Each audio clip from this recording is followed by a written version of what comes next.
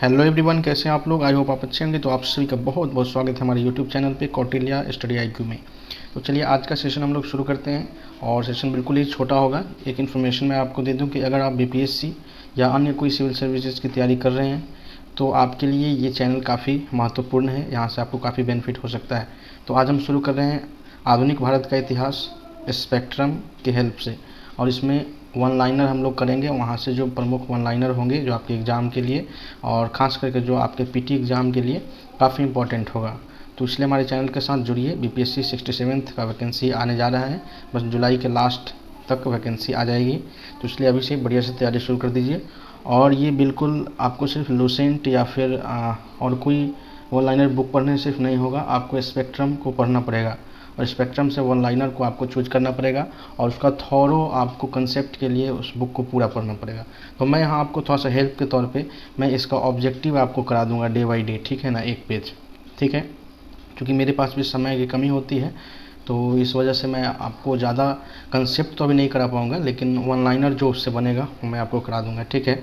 और आप जानते हैं इतिहास जो है आधुनिक भारत का इतिहास, उससे लगभग 22 से 23 प्रश्न आपके BPSC PT में आते हैं और ओवरऑल इतिहास से 30 से 32 प्रश्न आते हैं। और साथ ही अलग से बिहार का इतिहास से भी 2-4 प्रश्न, यानी मोटा मोटी जोड़ लीजिए तो 35-36 प्रश्न हो जाते हैं। बिहार का भी ऐड करें, काफ़ी इंपॉर्टेंट सेशन है। तो चलिए शुरू करते हैं ज़्यादा बात नहीं करते हुए।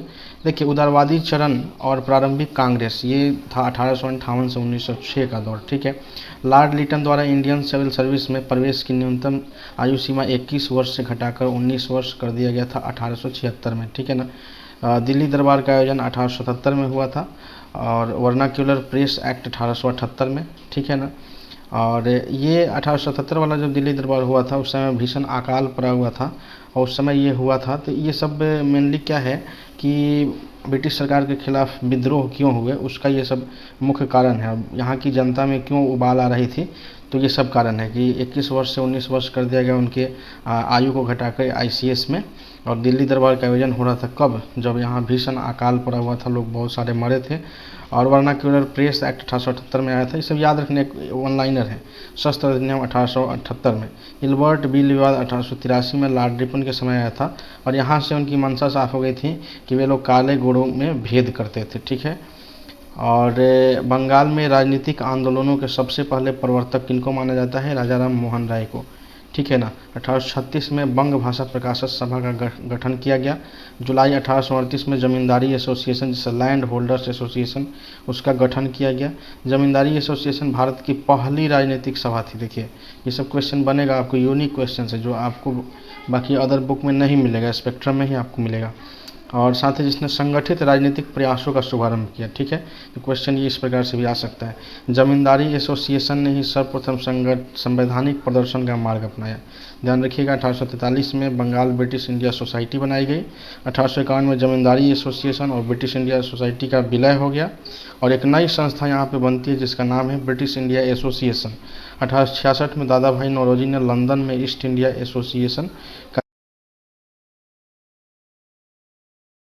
एक मिनट, हाँ, 1866 में दादा भाई नौरोजी ने ये ईस्ट इंडिया एसोसिएशन गठन किया। 1875 में शिशिर कुमार घोष ने इंडियन लीग की स्थापना की, ध्यान में रखिएगा।